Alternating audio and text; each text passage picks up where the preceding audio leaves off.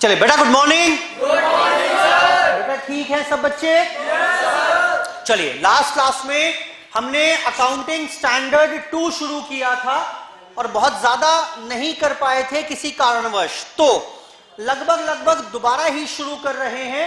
Intro मैंने ऐसा मानिए बस आपको दिया अभी अकाउंटिंग स्टैंडर्ड 2 के ऊपर। इंपॉर्टेंट अकाउंटिंग स्टैंडर्ड है AS2। एग्जाम में क्वेश्चन पक्का क्वेश्चन 1 कंपलसरी AS के ऊपर ही बेस्ड आता है, जिसमें 4 से 6 पार्ट होते हैं।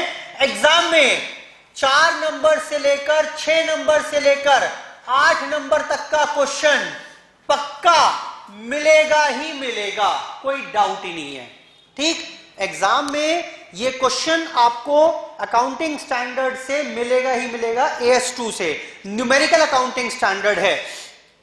जितने भी अकाउंटिंग स्टैंडर्ड्स हम पढ़ेंगे ग्रुप 1 ग्रुप 2 के लिए, कुछ अकाउंटिंग स्टैंडर्ड्स न्यूमेरिकल हैं जहां से न्यूमेरिकल क्वेश्चन आता है, जोड़ घटा करनी होगी, और कुछ थ्योरेटिकल अकाउंटिंग स्टैंडर्ड्स भी हैं जहां पर वो आपसे कंप्लायंसेस पूछता है कि ऐसा हो जाए तो क्या करेंगे, इसका डिस्क्लोजर रिक्वायरमेंट क्या होगी, तो उन्हें हम थ्योरेटिकल कैटेगरी में डालते हैं। This accounting standard is numerical in nature, numerical question यहां से बनेगा। ठीक, तो मैंने आपको बताया AS2 is valuation of inventory. तो AS ने बताया कि इन्वेंट्री 3 तरीके की हो सकती है। कौन कौन सी बेटा? इन्वेंट्री ऑफ, बोलो बेटा, रॉ मटेरियल, WIP या फिनिश गुड्स। हम इन तीनों का AS, इनका मतलब क्या था, इन्वेंट्री का मतलब क्या था, वो मैं बात कर चुका हूं। AS मुझे सिखाएगा how to value the inventory of raw material, how to value the inventory of WIP and how to value the inventory of finish goods. मेरे पास आज 31 मार्च को जब मैं बैलेंस शीट बना रहा हूं, मुझे यहां पर एसेट साइड में स्टॉक दिखाना होता है, बोलो हाँ। इसमें आप दिखाएंगे फिनिश गुड्स का कितना स्टॉक, WIP का कितना स्टॉक और रॉ मटेरियल का कितना स्टॉक। तो इसका वैल्यूएशन कहां से आएगा? अब खाता तो होता नहीं। डेटर्स का बैलेंस, डेटर्स का तो अकाउंट होता है, बोलो, वहां से बैलेंस उठकर यहां पर आ जाएगा। कैश का अकाउंट होता है, कैश का बैलेंस उठकर यहां पर आ जाएगा। लेकिन स्टॉक का कोई अकाउंट ही नहीं होता, उसका आपको वैल्यूएशन करना होगा। वैल्यूएशन अहम इसलिए है because that will also effect the profit. याद आया कि नहीं आया? ठीक, अगर स्टॉक को अंडर वैल्यू या ओवर वैल्यू कर दोगे तो that will also effect the profit of the business. खैर, तो बात आती है कि जी इनका वैल्यूएशन करें कैसे। मैंने AS से पूछ लिया, मैंने कहा भाई साहब आप ही गाइड कर दो, और फिर जैसा आप कहोगे सब लोग वैसा ही कर लिया करेंगे। तो AS ने कहा आओ मैं आपको वैल्यूएशन सिखाता हूं। आपको अगर इन्वेंट्री का वैल्यूएशन करना है तो हमने क्या किया, पूरे अकाउंटिंग स्टैंडर्ड को 2 पार्ट्स में डिवाइड कर दिया। ठीक, AS बोलता है कि the rules for finish goods and WIP will remain same and raw material के अलग रूल रहेंगे। यानी जिस रूल को फॉलो करेंगे हम फिनिश गुड्स के लिए, वही रूल एप्लीकेबल हो जाएगा WIP के लिए भी। रॉ मटेरियल के लिए अलग रूल्स रहेंगे वैल्यूएशन के। बात आई sir how to value finish goods and WIP। Finish goods के स्टॉक का वैल्यूएशन कैसे करेंगे और WIP का वैल्यूएशन कैसे करेंगे? तो AS ने बताया कि these are valued at lower of, क्या बताया था बेटा, कॉस्ट और NRV, जो भी कम हो उस पर वैल्यू कर देना। यहां तक पिछली क्लास में कर लिया था, जिसके बाद मुझे क्लास बंद करनी पड़ी किसी कारणवश। अब यहां से नाउ ऑनवर्ड्स चर्चा शुरू कर रहे हैं। बेटा शुरू कर दें आगे और चलो।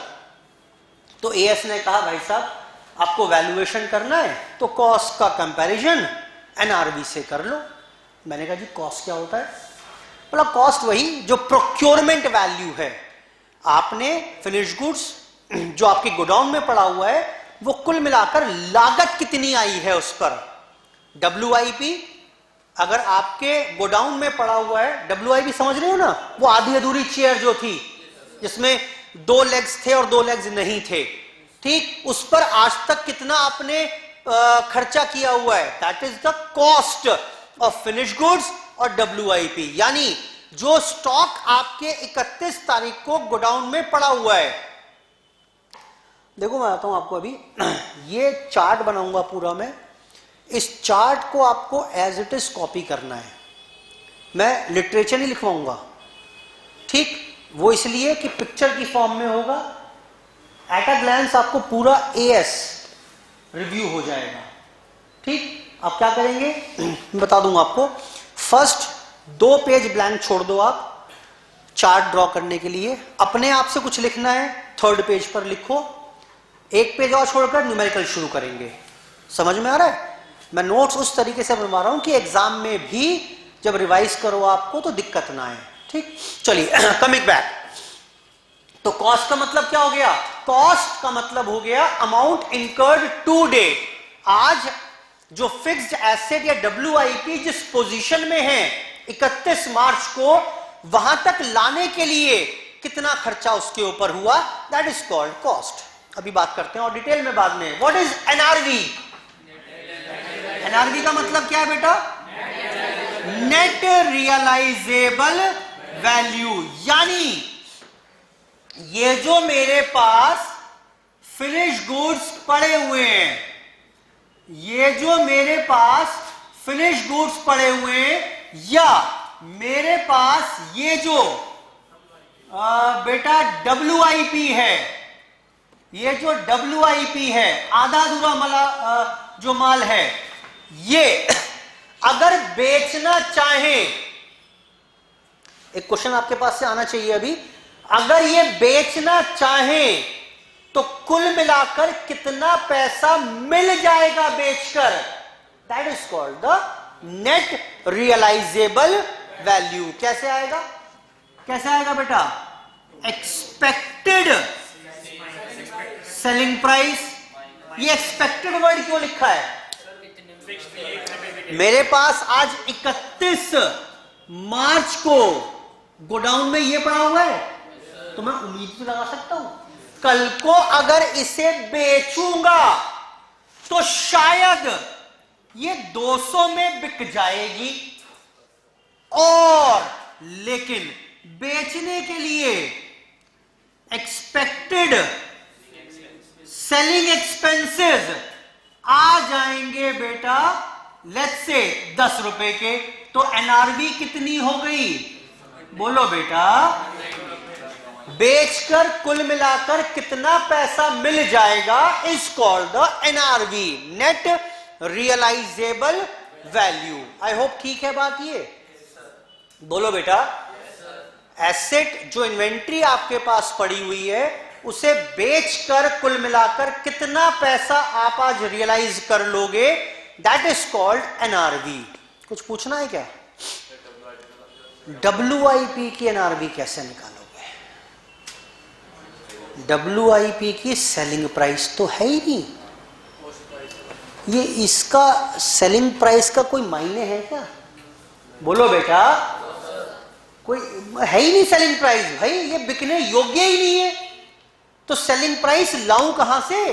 और सेलिंग एक्सपेंसेस का मतलब बनता नहीं जब कोई चीज बिकने योग्य ही नहीं है, तो how to determine the NRV of WIP? नई बात है ये, यहां तक तो मैंने आपको CA फाउंडेशन में बता रखा है, ये नई बात है। How to determine the NRV of semi finish goods या WIP, उसकी NRV कैसे निकालेंगे? चलो एक बात, अच्छा एक बात तो पता है मुझे, देखो अगर इसको मैं चेयर बना दूं, अभी तो नहीं है, आज तो ये क्या है जल्दी बोलो? WIP, लेकिन अगले साल कंप्लीट करूंगा इसे, बोलो हाँ, और इसकी cost of cost of completion आएगी लेट्स से 50 रुपए। माने आज जिस फॉर्म में ये है इस पर 50 रुपए और खर्च कर दूंगा, अगले साल सब कुछ अगले साल होगा, मैं आज झांक कर देख रहा हूं नेक्स्ट ईयर में 50 रुपए का खर्चा आएगा, और जब आ जाएगा तो उसके बाद सेलिंग प्राइस रहेगी शायद 300 रुपए। बोलो बेटा, समझ में आती है बात कि नहीं आती है? ठीक,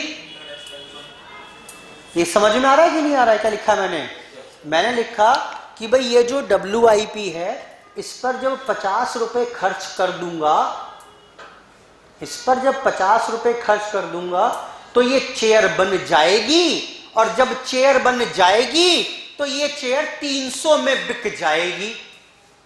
क्लियर है बात? तो अब अगर मैं पूछूं NRV क्या इसकी आज, नेट रियलाइजेबल वैल्यू क्या बता पाओगे आज? आज की NRV क्या है? आज की NRV इसकी है 300 मिल जाएंगे, लेकिन 300 प्राप्त करने के लिए 50 खर्चा करना पड़ेगा, यानी इसकी NRV क्या हो गई? बेटा समझ में आ रही है बात? This is in case of WIP। WIP की NRV कैसे निकालोगे? यानी बोलो, एक्सपेक्टेड सेलिंग प्राइस ना, रुक जाओ अभी, एक्सपेक्टेड सेलिंग प्राइस किसकी? Of finish goods from which such WIP is prepared. बोलो बेटा, minus estimated cost of completion. मैं बार बार वर्ड एस्टिमेटेड यूज कर रहा हूं, क्यों? सब कुछ एस्टिमेशन ही तो है भाई, सब कुछ अगले साल होगा। Minus estimated cost of completion. बेटा क्लियर है? बस इतनी सी तो बात है, और क्या? यानी कि अब इसको एक काम करेंगे,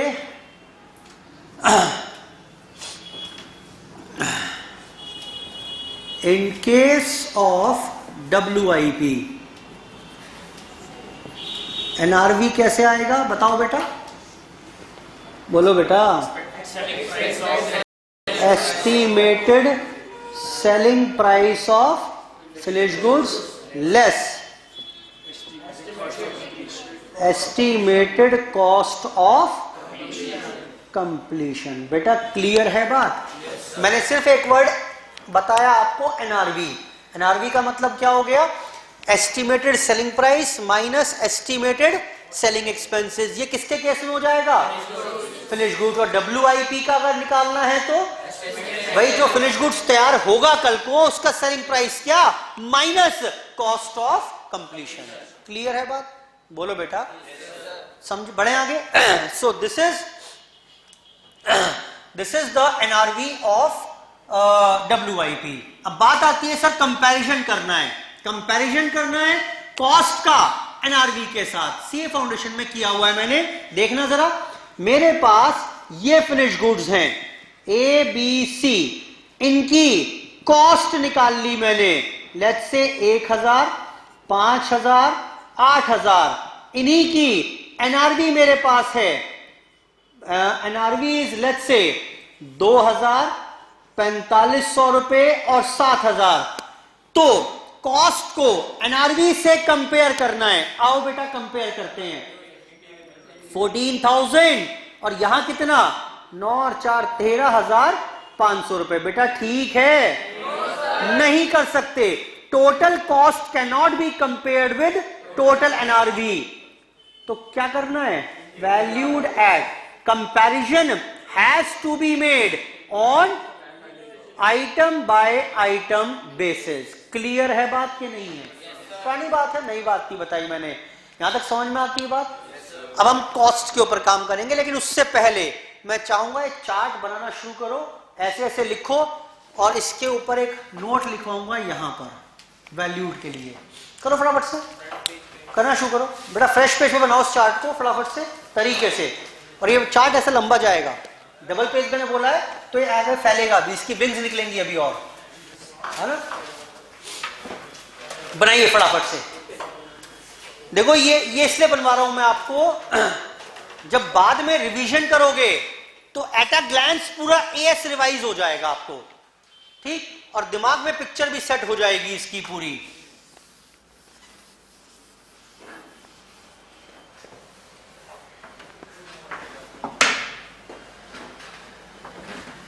ये लिखेंगे इसमें और यहां लगाइए हैशटैग लगा लो यहां पर। वैल्यूएशन का रूल क्या है? कंपैरिजन जो होना है, ऐसे लिख लो उसको,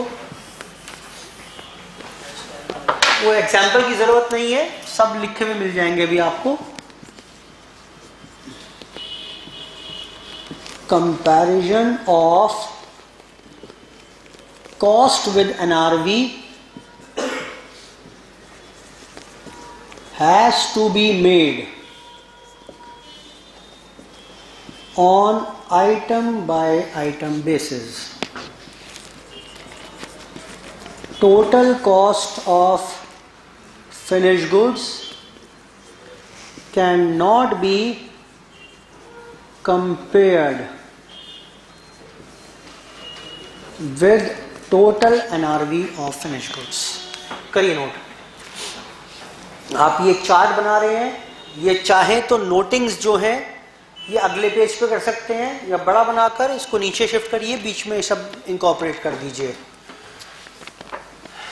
करिए, इतना काम करें पहले, फिर आगे लेके चलूंगा। और comparison of cost with NRV, comparison करते हुए ये ध्यान रखनी है बातें आपको। एनआरवी निकालते हुए ये समस्या आ सकती है डब्ल्यूआईपी में, जो नई बात थी आपके लिए सीए फाउंडेशन से आगे चलकर। फिनिश गुड्स की एनआरवी तो निकाली है वहां पर हमने। In case of WIP, NRV is equal to estimated selling price of finish goods minus estimated cost of completion. करो बेटा, बहुत ध्यान से कंसंट्रेट करके काम करिए। बस अब कॉन्सेप्ट के साथ साथ क्वेश्चन भी करते चलेंगे थोड़े थोड़े।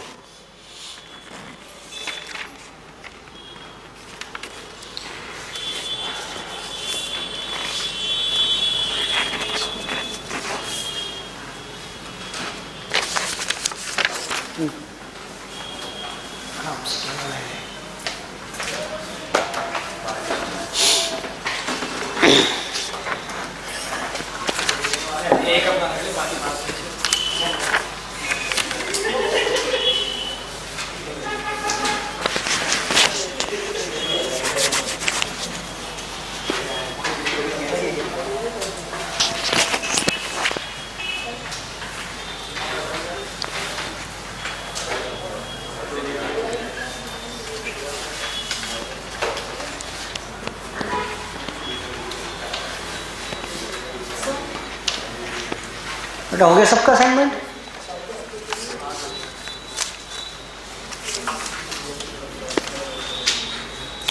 बेटा नोट कर लिया सबने?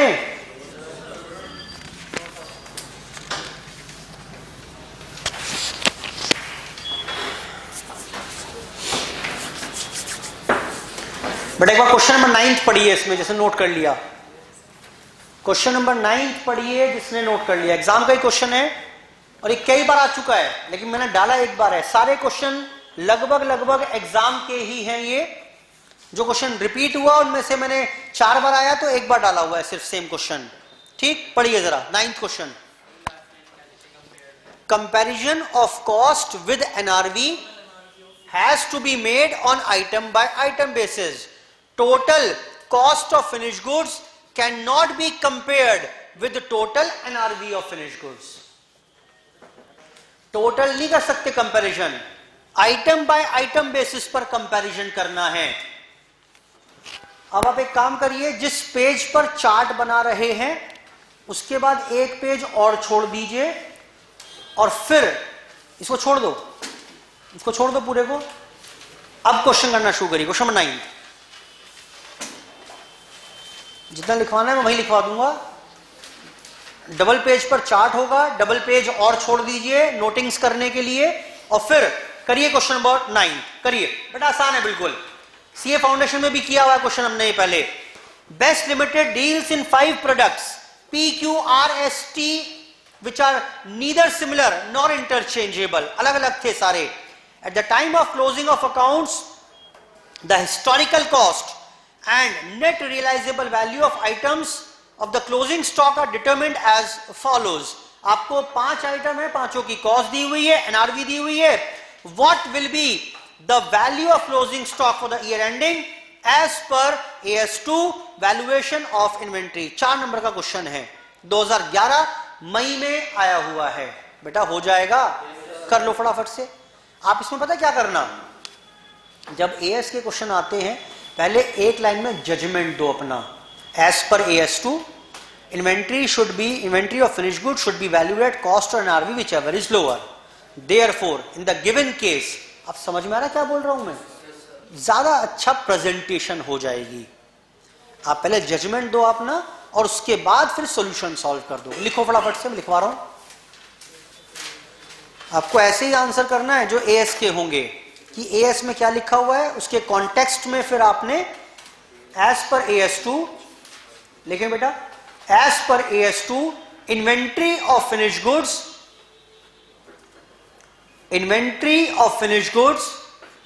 should be valued at cost or NRV whichever is lower।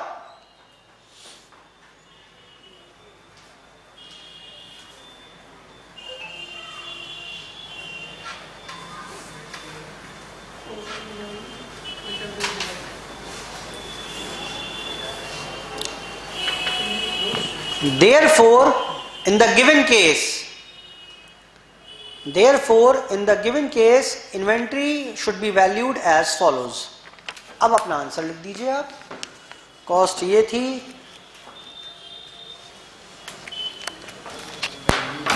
Question number 9 में PQRST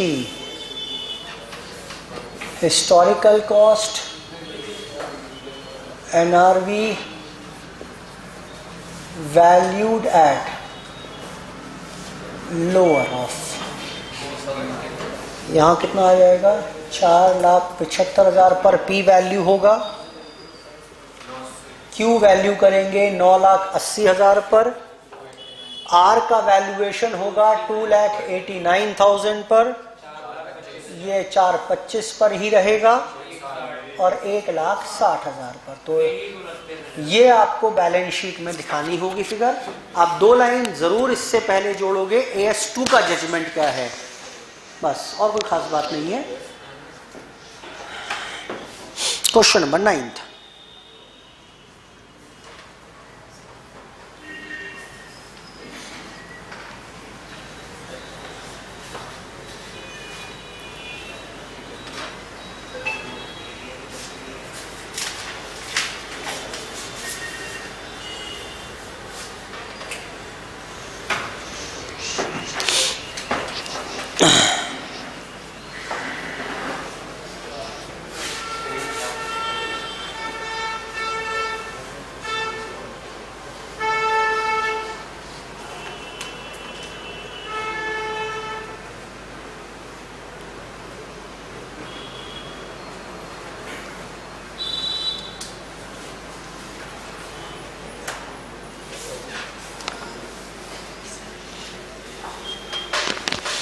बेटा हो गया, जरा पढ़ना अगला क्वेश्चन, क्वेश्चन नंबर 10।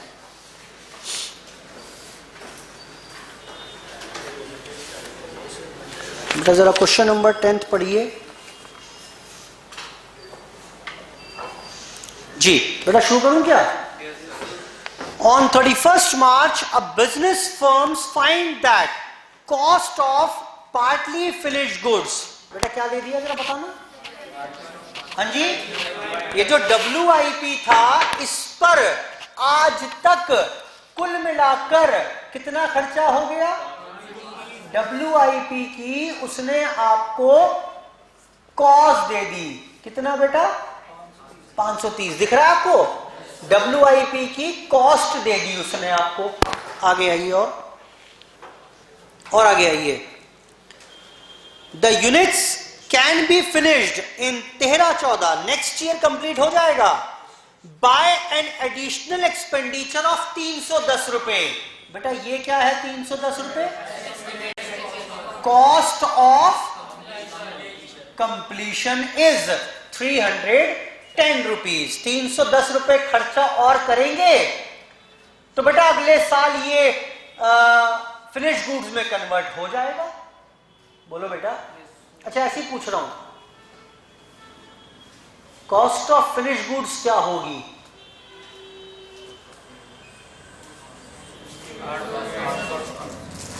बोलो बेटा।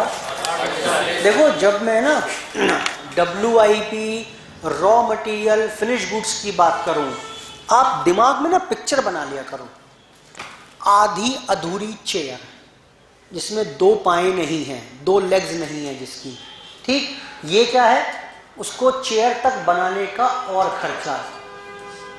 आपको विजुअलाइजेशन में अभी बहुत दिक्कत आएंगी वरना आगे। अगर आप इसको raw material, WIP, finish goods पढ़ोगे तो बहुत दिक्कत आएंगी। दिमाग में try to create a picture. ये आधी अधूरी चेयर है, एक 310 रुपए लगाकर चेयर पूरी बन जाएगी। मैंने आपसे पूछ लिया कॉस्ट ऑफ फिनिश गुड्स कितनी? खत्म बात। क्यों सोच रहे हो इतना भाई? आगे आइए, आगे आइए। The finish goods can be sold. जो फिनिश गुड्स तैयार होंगे उनका सेलिंग प्राइस कितना रहेगा बेटा? 750 रुपए। और subject to payment of brokerage यानी सेलिंग एक्सपेंसेस कितने आएंगे?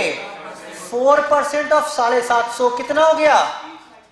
30 रुपए। क्या यहां तक कोई दिक्कत है भाई? ये पड़ा है मेरे पास, इसको पूरा करने में इतना खर्चा और आएगा। जब ये पूरा हो जाएगा तो इतने में बिकने की संभावनाएं हैं, ऊपर से ब्रोकरेज देनी पड़ेगी 30 रुपए।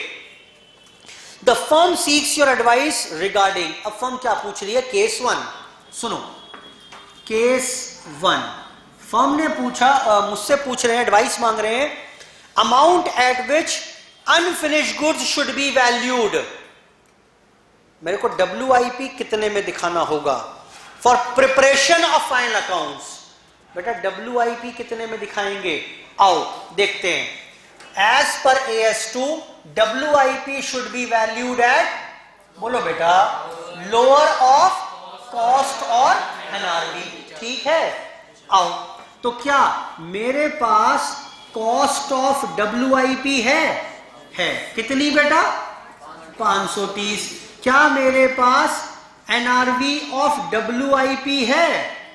निकाल पाएंगे बेटा? निकाल पाओगे? कैसे निकालोगे बताओ? बोलो बेटा कैसे निकालोगे? Selling price of finish goods कितना?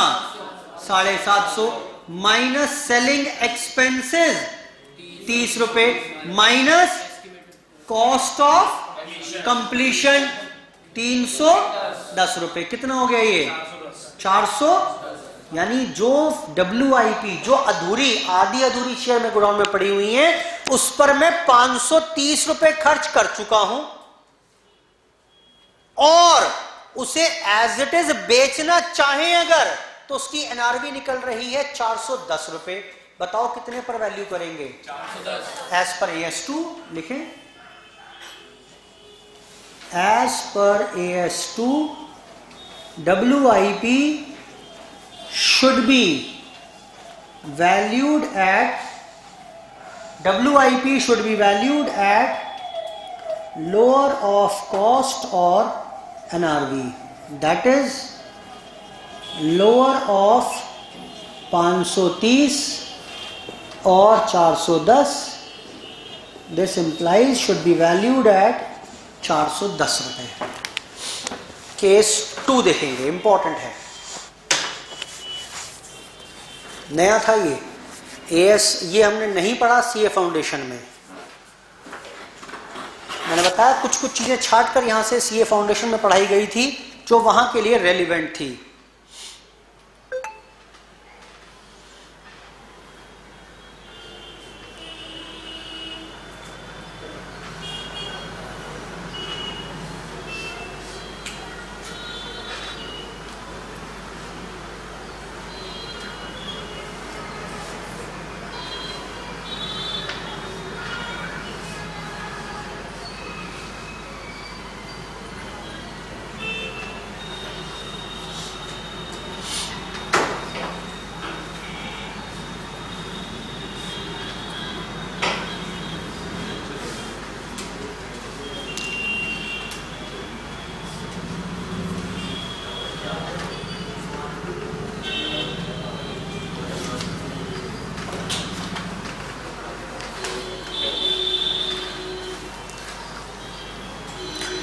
बेटा नोट कर लिया, बढ़े क्या?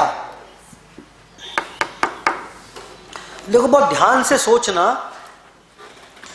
क्वेश्चन 2 क्या पूछा? डिजायरेबिलिटी और otherwise of producing the finished units. मैं एक सवाल आपसे पूछ रहा हूं, छोड़ो इसे। मेरे पास ये आधी अधूरी चेयर पड़ी हुई है आज, मैं बता रहा हूं बेटा, इसे कंप्लीट करूंगा ना अगर मैं, तो भाई मेरे ना 310 रुपए लग जाएंगे, और 310 रुपए लग जाएंगे और लग जाएंगे। और अगर बेचूंगा तो इसे बेचने के बाद मेरे को 720 रुपए नेट रियलाइज हो जाएंगे। बेटा दिख रहा है कि नहीं दिख रहा है? 720 की प्राप्ति हो जाएगी।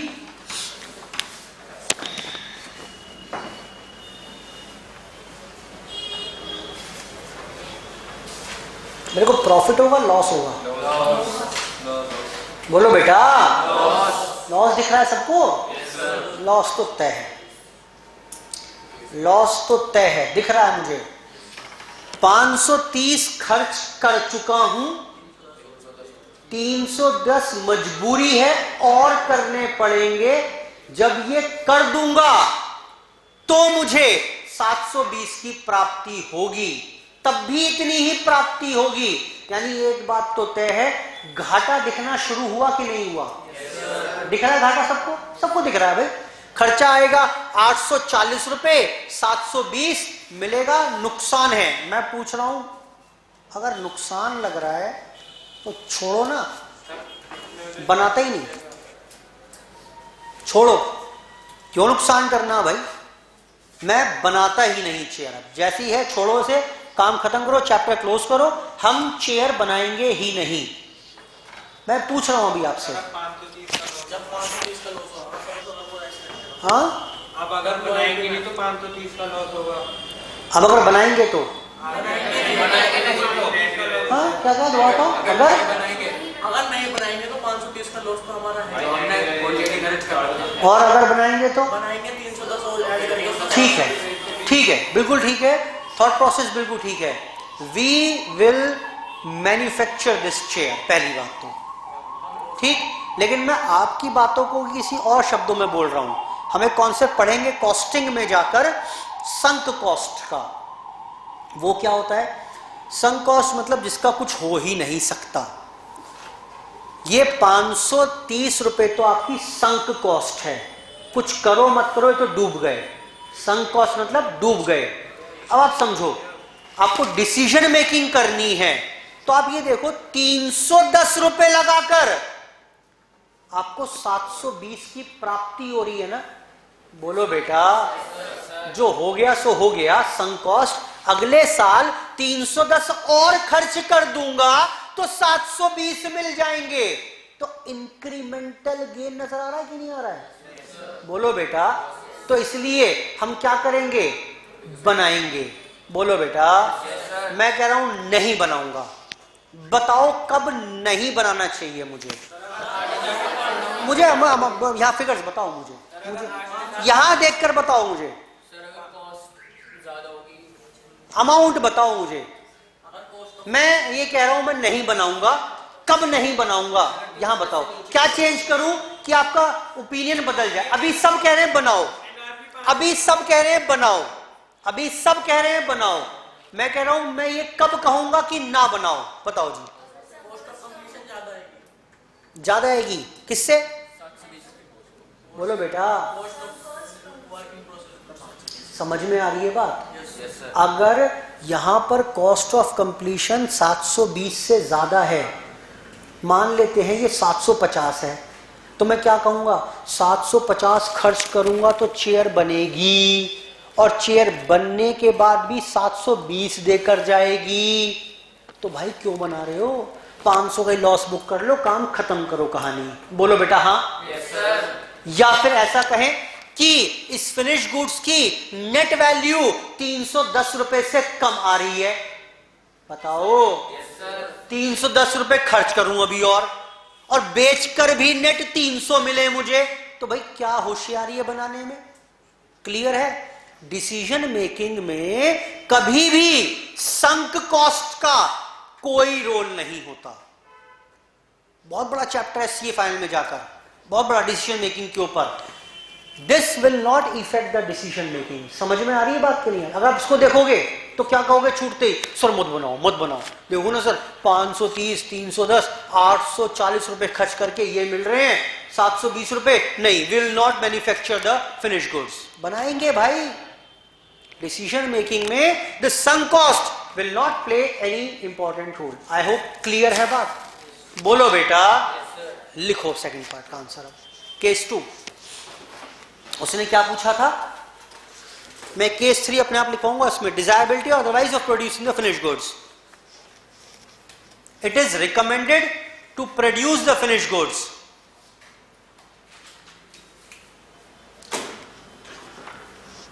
लिख रहा हूं मैं केस 2 का आंसर। देखें,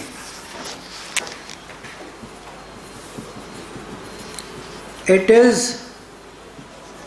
recommended to produce the finished goods since it will result in incremental gain.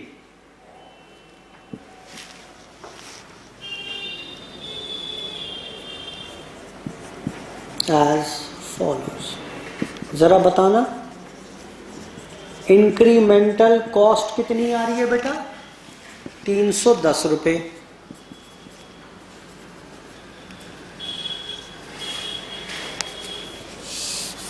और ये करके वैसे लिखो उसको। रेवेन्यू कितना प्रोड्यूस हो रहा है? 720 रुपए। और इसके लिए इंक्रीमेंटल कॉस्ट आ रही थी 310 रुपये, 410 रुपये। ठीक लिखा है क्या मैंने? हाँ ठीक लिखा है। ठीक है,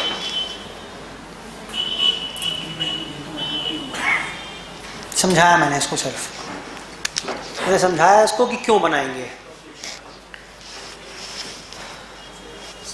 हाँ जी, नेट इंक्रीमेंटल गेन तो 120 होगा। कुछ गलत लिख दिया क्या सर? 530 का है। नहीं, 530 तो देखना ही नहीं भाई। नहीं, मैं नेट इंक्रीमेंटल गेन। हाँ, गेन की बात नहीं कर रहे, प्रॉफिट लॉस की बात नहीं कर रहे, हम बात कर रहे हैं कॉस्टिंग की। अब यहां आ गए हम। अब भाई साहब कॉल लेनी है, आगे जाएं या ना जाएं, यहां तक आने का खर्चा जो है वो तो जीरो हो गया। That will not effect the decision making. वो तो लग गया पेट्रोल आपका। समझो आप दिल्ली के लिए निकले, ठीक, मोदी नगर पहुंचे, बहुत जाम है, बहुत जाम है। अब यार पहुंचूंगा तो 2 घंटे में पहुंच पाऊंगा यहां से दिल्ली, लेकिन पार्टी जो मेरी मीटिंग है वो 1 घंटे बाद की शेड्यूल्ड है, ठीक है। और मीटिंग में जाकर अटेंड करता हूं तो इतने का प्रॉफिट या लॉस होगा मेरे को। अब मुझे बताओ, क्या वहां डिसीजन लेना मोदी नगर में आपको, तो क्या आप आज अभी तक का पेट्रोल जो खर्च हो गया वो सोचोगे? वो तो खत्म ही हो गया भाई।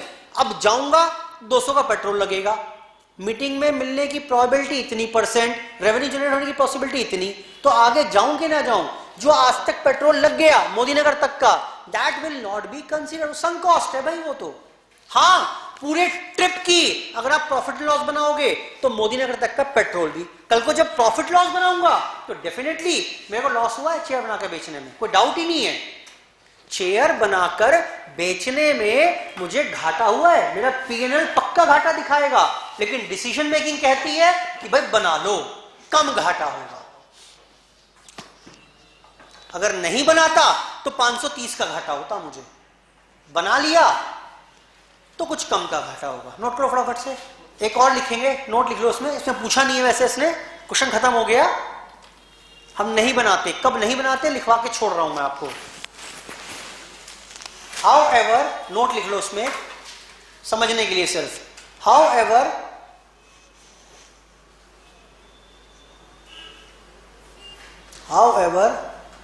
if the cost of completion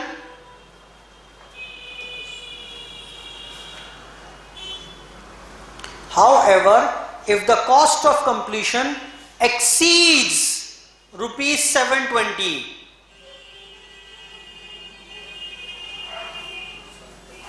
then if the cost of completion exceeds rupees 720, then we will not produce the finished goods. तब हम finished goods नहीं बनाते, तब हम finished goods नहीं बनाते.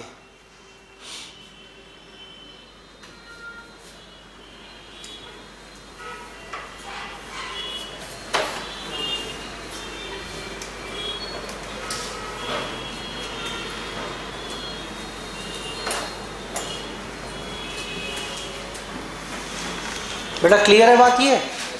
आई होप कॉन्सेप्ट क्लियर हो गया. ठीक, इसके ऊपर अभी और डिफिकल्टी लेवल बढ़ेगी रॉ मटेरियल में जाकर. इसलिए मैंने इतना टाइम दिया इसके ऊपर, बहुत ज़्यादा इंपॉर्टेंट है. क्योंकि यहां पर ये जो मैंने निकाला है ना, ये ऑब्जर्वेशन से निकाला है. यहां फॉर्मूला नहीं लगाया कोई मैंने कि इसको प्लस कर दो, इसको माइनस कर दो और देख कर रिजल्ट बता दो. बेटा आगे बढ़ो क्या? बोलो बेटा. चलिए, अब बात आती है how to determine the cost. How to determine the cost of finish goods या WIP. मैंने कहा कॉस्ट को NRV से कंपेयर कर लेना, कॉस्ट को NRV से कंपेयर कर लेना, and this comparison has to be made on item by item basis. ठीक है जी, comparison has to be made on item basis. NRV कैसे निकालेंगे WIP की वो बता दी मैंने, और एक क्वेश्चन भी हमने इसके ऊपर कवर कर लिया, 2 क्वेश्चंस. ठीक, अब समझो. Coming on to cost factor. Cost निकालने के AS ने कहा हमारे पास 3 टेक्निक है. कॉस्ट फॉर्मूले हैं 3. क्या क्या? पहला, first is standard cost method. Chart में नोट कर लो, ये इनके ऊपर पढ़ेंगे अभी. Retail price method. और तीसरा एक्चुअल कॉस्ट मेथड. लिखिए सब फटाफट से. कॉस्ट डिटरमिन करने के 3 तरीके हमारे पास हैं. टू डिटरमिन द कॉस्ट, या cost can be determined using these 3 techniques. 3 techniques है मेरे पास कॉस्ट निकालने की. भाई फिनिश गुड्स पड़े हुए हैं गोडाउन में, उनकी कॉस्ट डिटरमिन करनी है. NRV के ऊपर काम कर लिया हमने, तो 3 तरीके से आप काम कर पाएंगे. Either you can go with standard cost method या रिटेल प्राइस मेथड, या आप यूज कर सकते हैं actual cost method. Next page पर आओ, चार्ट छोड़ दो, नेक्स्ट पेज पर आओ. डालो हेडिंग स्टैंडर्ड कॉस्ट मेथड. बस अब रोक देना पेन. अब समझ रहे कहां से आए हम यहां पर? मेरे को ये चीज एक्सप्लेन करनी है, यहां पर पर्याप्त जगह नहीं है, तो इसलिए इसके बारे में मैं विवरण इसका डिटेलिंग इसकी मैं नेक्स्ट पेज पे जाकर कराऊंगा. सुनो पहले सुनिए. ये देखो बेटा, ये पड़ा हुआ है फिनिश गुड्स मेरे पास, बड़ी सारी यूनिट पड़ी हुई है, मुझे कॉस्ट निकालनी है. यूनिट जो तैयार की थी 9 रुपए 10 पैसे, 9 रुपए 15 पैसे, 8 रुपए 85 पैसे, 8 रुपए 90 पैसे, 8 रुपए 92 पैसे, 9 रुपए 5 पैसे, 9 रुपए 3 पैसे, 9 रुपए 2 पैसे, और इस प्रकार से ऐसी 1000 यूनिट मेरे गोडाउन में 31 मार्च 2022 को पड़ी हुई हैं. NRV तो निकाल लेंगे इनकी. NRV कैसे निकालोगे? जो भी सेलिंग प्राइस है इनका, लेट्स से सेलिंग प्राइस 18 रुपए है, तो 18 इंटू 1000 कितना हो गया?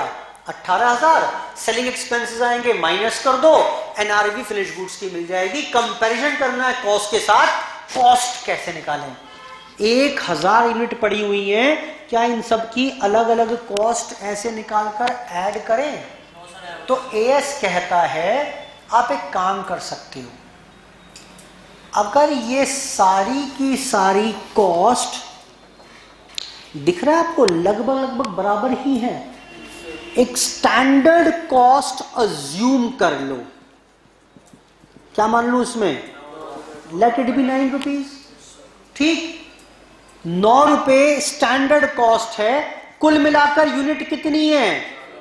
लो बेटा, बात खत्म हो गई, कॉस्ट आ गई 9000। Now compare this 9000 with NRV of finished goods, बात खत्म। Standard cost method. लेकिन ये मेथड नहीं लग पाएगा, पिट जाएगा मेथड। ये बताओ कब? हाँ, बड़ा सिंपल है, यानी एक लिमिटिंग फैक्टर है।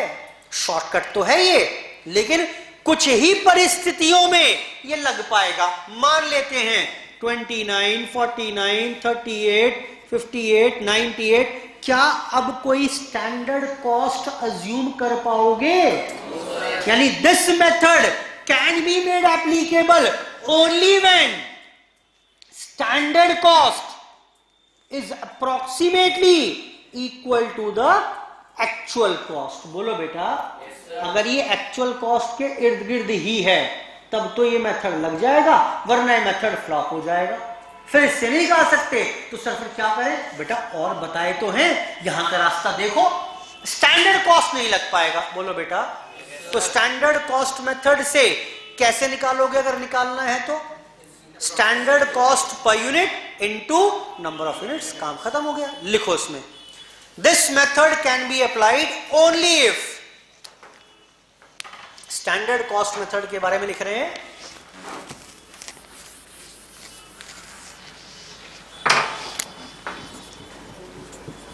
This method can be applied only if, कब लग पाएगा बताओ बेटा? Only if standard cost approximates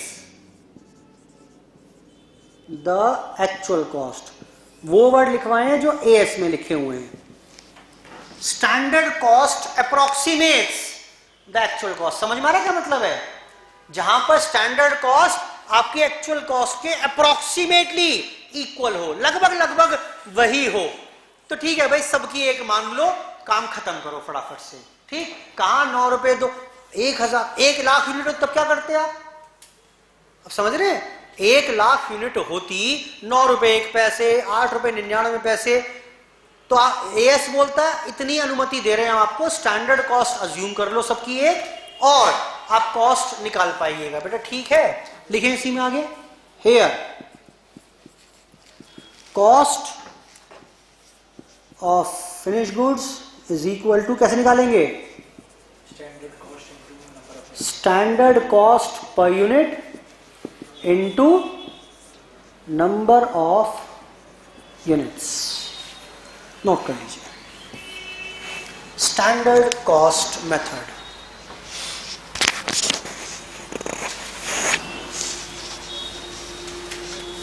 खत्म खत्म, हटा दूं से? सुनो एक और तरीका। सर ये तो लग नहीं पा रहा, सर ये तो लग ही नहीं पा रहा, क्योंकि कोई 50 रुपए, कोई 100 रुपए, कोई 200, कोई 80, कोई 150, सर नहीं लग पा रहा है, स्टैंडर्ड कॉस्ट हम अज्यूम नहीं कर पा रहे, बहुत ज्यादा रेट में वेरिएशंस हैं, कोई और तरीका है क्या? मैंने कहा एक और है, ये लो, एक काम करो, जितनी इन्वेंट्री आपके पास है,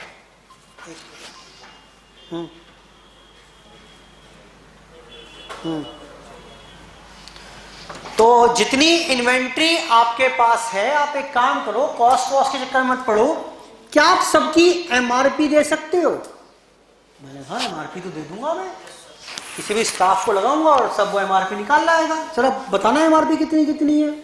एक की 120 रुपए है, कुछ 20 रुपए एमआरपी का आइटम है, 200 का भी है, 180 का है, 500 का है, 250 रुपए एंड सो ऑन। बताना जरा, एक्चुअल स्टैंडर्ड कॉस्ट मेथड लग पाता है इसमें? क्योंकि कॉस्ट बहुत वैरी करती। मैंने कहा छोड़ो, उसे नहीं लग रहा तो सबकी एमआरपी लिख लाओ। ठीक है जी, लिख लाए। एमआरपी का टोटल बताना कितना, बता पाओगे क्या? ना हुआ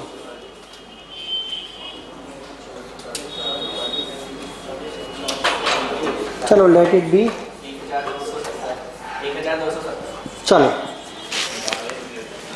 मान लेते हैं, कोई दिक्कत नहीं है, ये तो कर लोगे ना। एक काम करो, इसमें से आपके बिजनेस का जीपी रेट क्या है?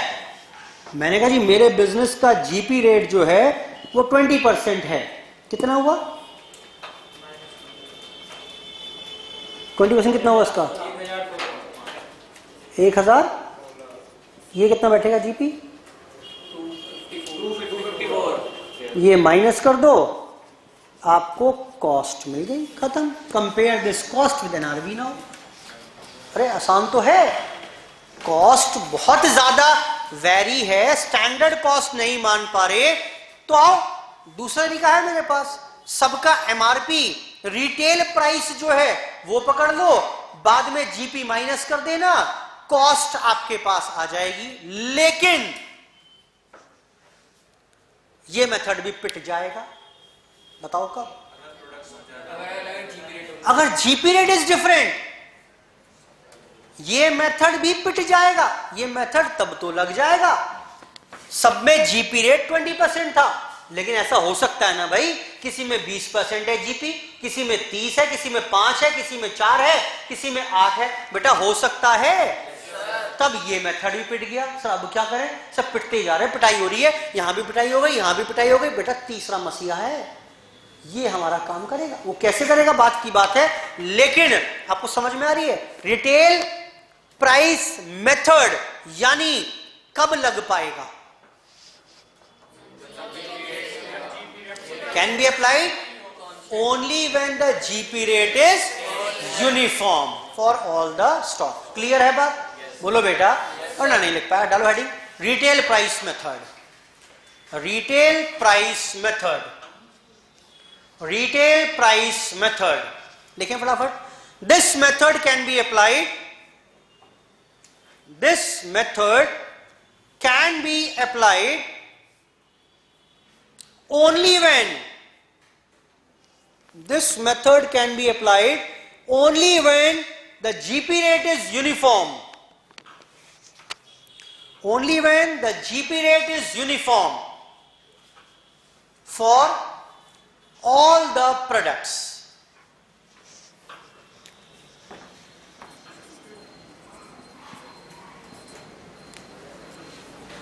ठीक है बेटा। Here cost of closing stock कैसे निकालोगे कॉस्ट, जरा बताना। क्लोजिंग स्टॉक जितना भी था एट रिटेल प्राइस। बोलो बेटा, जितना भी क्लोजिंग स्टॉक है सबका वैल्यूएशन रिटेल प्राइस पर कर लो। लेस क्या कर देना इसमें से? जीपी। लेस जीपी कर देना, आपको कॉस्ट ऑफ क्लोजिंग स्टॉक मिल जाएगा। Closing stock at GP rate less GP, closing stock at retail price sorry minus GP, you will get the cost of closing stock using retail price method, using retail price method. Sir ये भी पिट गया। अब sir uniform नहीं है मेरे पास, सबका अलग अलग है, किसी में 20% होता है, किसी में 5, किसी में 15। सर ये तो मेथड नहीं लग पाएगा। सर अब क्या करें? तो ऐसे में एक ही है last, which is actual cost method. क्या कहता है ये? नाम समझ में आता है? छोड़ो, ये सब तो शॉर्टकट थे, जुगाड़ थे ये तो। भाई टाइम को बचाने का जुगाड़ ही तो है, लेकिन नहीं, अब कोई तरीका नहीं है तो क्या करें भाई? फिर तो जितना एक्चुअल कॉस्ट उस पर आई है आज तक की वो सारी जोड़ दो, आपको कॉस्ट मिल जाएगी। एक्चुअल कॉस्ट में क्या क्या खर्चा आया होगा चेयर बनाने में, ध्यान रखना जरा। कुछ मटेरियल लगा होगा जिसको हम क्या बोलते हैं? Direct material. बोलो बेटा। कुछ लेबर लगी होगी, बोलो। कुछ लगे होंगे ओवरहेड्स। ओवरहेड्स माने खर्चे। खर्चे भी दो प्रकार के, कौन कौन से? कुछ फिक्स्ड और कुछ वेरिएबल। बोलो बेटा। वो सब जोड़ दो, आपको मिल जाएगा actual cost of finished goods. I hope ठीक है बात यहां तक? बोलो बेटा। लेकिन कॉम्प्लिकेशंस हैं इसमें। ओवरव्यू तो यही है कि भाई एक्चुअल में जो खर्चा हुआ एक एक करके वो सारे जोड़ते चलो, you will get the cost of finish goods, आपको एक्चुअल कॉस्ट मिल जाएगी, लेकिन कुछ कॉम्प्लिकेशंस हैं यहां पर जिसके ऊपर चर्चा करेंगे हम नेक्स्ट क्लास में। ठीक है बेटा, वो बचा हुआ है और एक रॉ मटेरियल बचा हुआ है, टॉपिक खत्म और फिर क्वेश्चंस करेंगे इसके। ठीक है बेटा, बेटा ठीक है, चलिए आज की क्लास यहीं पर समाप्त हो रही है। धन्यवाद, बाय बाय।